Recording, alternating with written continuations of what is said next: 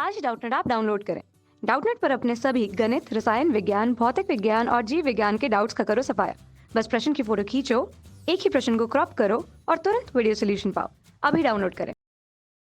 प्रश्न दिया हुआ है, खगोलीय दूरदर्शक के अवदर्शक का द्वारक तथा फोकस दूरी दोनों किस प्रकार के छोटे या बड़े होते हैं। तो हमें बताना है खगोलीय दूरदर्शी में अवदर्शक के द्वारक और फोकस दूरी के बारे में। तो खगोलीय दूरदर्शी में अवदर्शक का द्वारक हम लोग बड़ा लेते हैं, क्योंकि अगर अवदर्शक बड़ा होगा तो बड़ा अवदर्शक क्या करेगा, पर्याप्त प्रकाश एकत्रित कर पाएगा।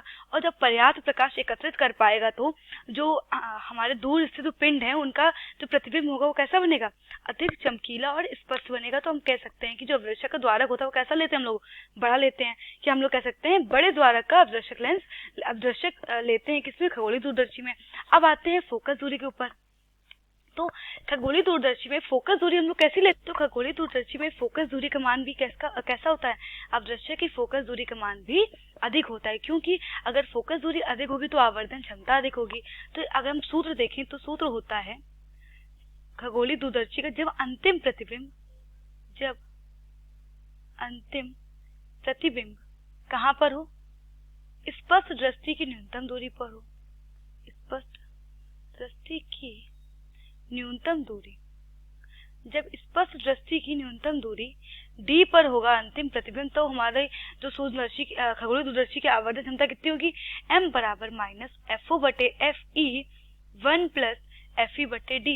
और जब अंतिम प्रतिबिंब कहाँ पर होगा, अनंत पर होगा, तब खगोलीय दूरदर्शी की जो आवर्धन क्षमता होगी वो कितनी होगी, m बराबर माइनस FO बटे FE।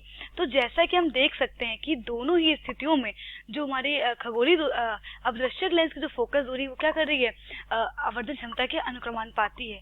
ठीक है, तो हम कह सकते हैं अगर हमारा अवदर्शक लेंस की फोकस दूरी अधिक होगी तो हमारे दूरदर्शी की आवर्धन क्षमता भी अधिक होगी। तो इस प्रकार हम कह सकते हैं कि खगोलीय दूरदर्शक के अवदर्शक और फोकस दूरी दोनों ही हम लोग कैसे लेते हैं, बड़ा लेते हैं। ठीक है, तो हम कह सकते हैं कि खगोलीय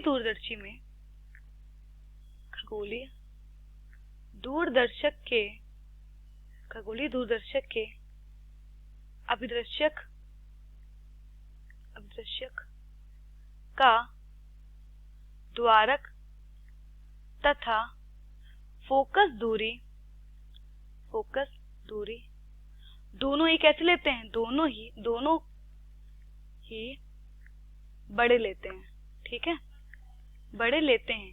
अब जब फोकस दूरी अधिक होगी तो आवर्धन क्षमता अधिक होगी, और द्वारक बड़ा होगा तो क्या होगा, जो प्रकाश एकत्रित अधिक हो पाएगा और प्रतिबिंब जो है कैसा बन पाएगा, अधिक चमकीला और स्पष्ट बन पाएगा। तो यही हमारा उत्तर है। कक्षा 6 से 12वीं से लेकर नीट, IIT, JEE वो एडवांस के लेवल तक 1 करोड़ से ज्यादा छात्रों का भरोसा। आज ही डाउनलोड करें डाउटनेट ऐप या व्हाट्सएप करें अपने सारे डाउट्स 8400 400 400 पर।